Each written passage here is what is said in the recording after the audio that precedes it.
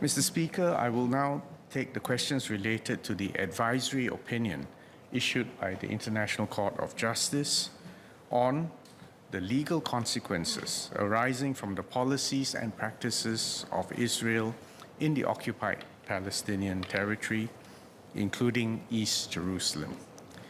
This advisory opinion was published on the 19th of July 2024.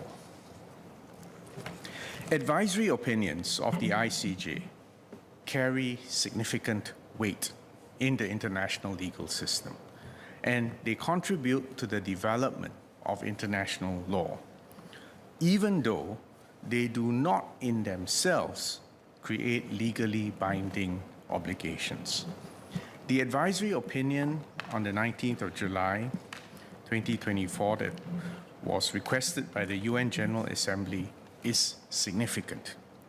It focuses on Israeli policies and practices in the occupied Palestinian territory, including the issue of Israeli settlements. UN Secretary General Antonio Guterres has announced that he will put the advisory opinion to the General Assembly to decide on how to proceed on the matter. Singapore's long-standing position on Israeli settlements has been clear and consistent. Singapore views the Israeli settlements as illegal under international law. These settlements make it much harder to arrive at a viable two-state solution. Singapore has consistently voted in support of UN General Assembly resolutions that reject Israeli settlement activities and call upon Israel to rescind all unilateral measures that have been taken to change the status of Jerusalem.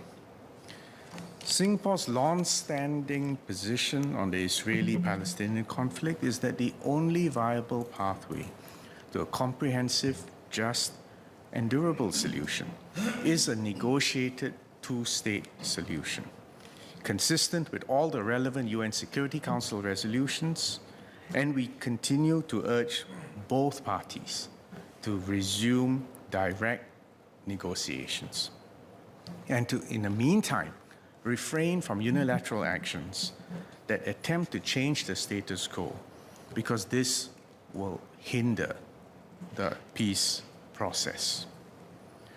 Ultimately, Israelis and Palestinians will need to have the political will to make the necessary concessions required in order to achieve a durable peace. Given the enormous difficulties and complexities of the Israeli-Palestinian conflict, Singapore's approach remains to be constructive, to be helpful, to support all efforts towards peace, and we will continue to support international efforts to create the necessary conditions that will enable this peace process to begin again. This was the key thrust of my remarks to the House on the 2nd of July 2024. The Foreign Minister had previously characterized the Israeli-Palestinian conflict as a family quarrel. So I raised a question for the Foreign Minister that whether it is still appropriate to characterize the Israeli-Palestinian conflict as a family quarrel in light of the ICJ's advisory opinion. I think we should never trivialize the tragedy that is unfolding there. Maybe for your edification, let me remind you of a speech which Senior Minister Lee made in November last year, and it's worth reading just one paragraph of that speech. And he says, quote, "We are also watching closely events in the Middle East. The re-eruption of the Israel-Palestinian conflict has impacted Singapore. Like people elsewhere in the world, Singaporeans identify with the plight of Palestinian people. Muslim Singaporeans especially feel this strongly. But in fact, all Singaporeans are appalled by the human suffering in Gaza as Israeli attacks target there, as they were also appalled by Hamas terrorist attacks on Israeli civilians on the 7th of October that prompted this IDF military operations. The quarrel between the Israelis and Palestinians is not our quarrel, but it impacts our society.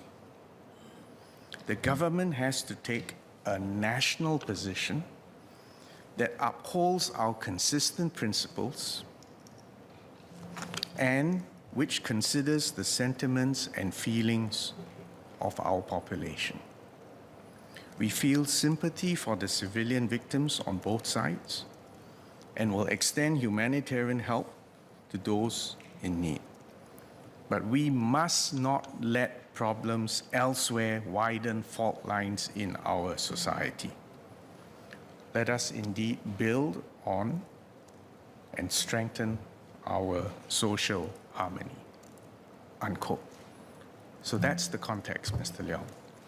Do not let problems elsewhere widen our potential fault lines. And none of us should seek to do that or take advantage of that for political point scoring.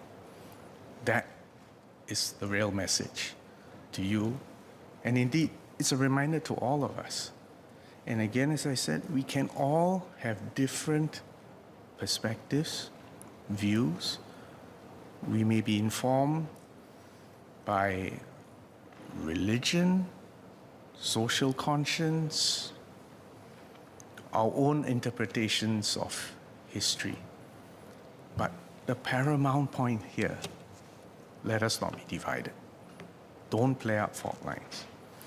And it is possible, and I hope in the fullness of time it will be shown, that Singapore is a mature, cohesive society that can deal with diversity and still rise up to the occasions, uphold principles, not take sides, be helpful, express the best part of our humanity and our compassion, whilst understanding that life is complicated, especially in many other places. And I think we can approach this with this spirit of humility and realism. I think we can be a useful exemplar to other parts of the world where these fault lines have not only cracked, but have led to enormous loss of life, and especially innocent lives of civilians. I think on that note, we are all completely united.